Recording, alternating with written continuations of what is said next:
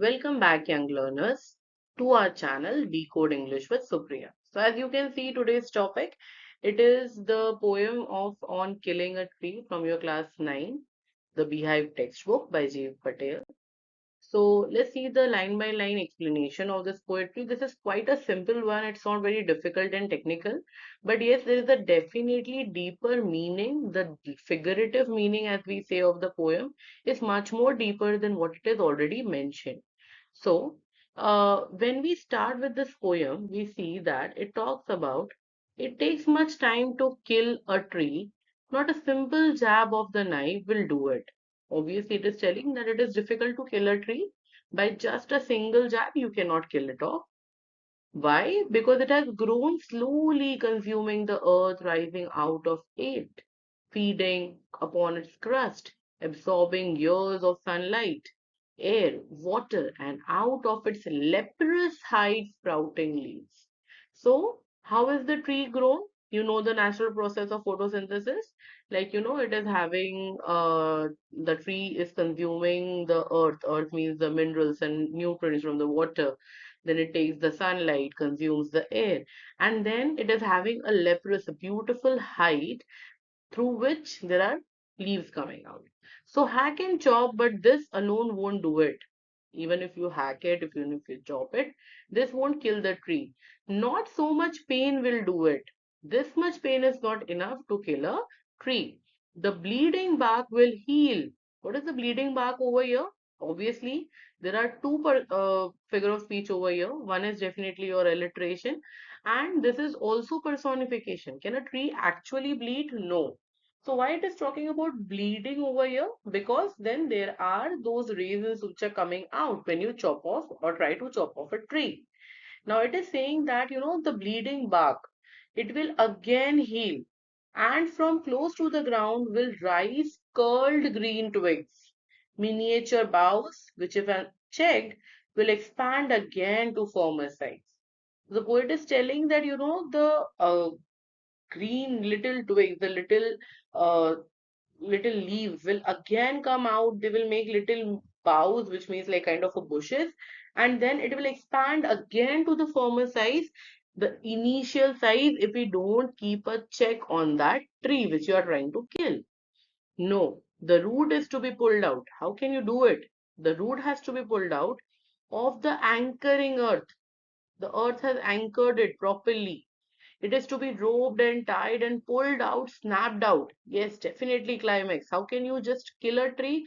You need to rope it, you need to tie it very properly, you need to pull it and then pulled out entirely out from earth cave. Cave is generally associated with a place where you hide, where you seek protection, where you live, right? So, what is the cave of the root over here? It is the earth, right? Because everything is hidden over there. The major source of energy, the major source of strength for a tree is basically the roots. So, the roots are hidden under the earth, and therefore, it is telling us that all this earth's cave, the den, the cave where the roots are lying, they needs to be snapped out, they need to be taken out, and then the strength of the tree is exposed. What is the strength? Definitely the roots, the source, which is white and wet. If you know the color of the roots, when you just pull it out, it's white and it's wet because it was taking the water. The most sensitive, yes, and hidden for years inside the earth. Then the matter of scorching and choking in sun and air, and gradually browning, hardening, twisting, the withering off of the leaves, and then it is done. What is done? Killing of a tree is done. Now, if you compare, I'll just take you back to this poetry. If you compare this poem, do you think it is only talking about killing of a tree? Definitely not. It also tells us that how, if a human habit which you have cultivated, probably a wrong habit which you have cultivated, if you want to kill it, if you want to end it in your life, what you can do, how you can do rather, by single effort you cannot do it.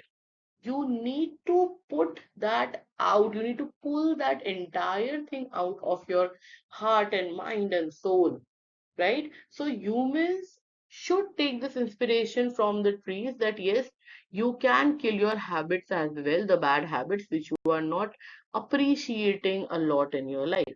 Not only that, it also talks about the violence that the humans are being very cruel towards nature, how we are using the trees and basically demolishing the forests just because we want to create our own habitats. It also talking about the deliberate behavior, the intentional brutal behavior of humans towards nature. So nature gives us so much, but what are we giving it back? We are just giving it back devastation, exploitation, and whatnot. Right. So these are the other metaphorical meanings to this poetry which you can take. Here I have attached a short summary for your reference, which you may take in use. And then here are the poetic devices. I'm not going into very much detail, but we know that there are metaphors, there is personification, there is imagery, irony, alliteration, enjambment, symbolism, climax, which I've already not mentioned on this sheet, but there is a climax, I told you, and there are climax at two places in the same poetry. So there it is. And here are a few short important questions which you can refer for your revision purpose. So I guess the poetry was clear. And that's all for today's video. Thank you, and do like, share and subscribe to my channel if you like today's content, and keep watching for similar content again. See you again. Bye bye.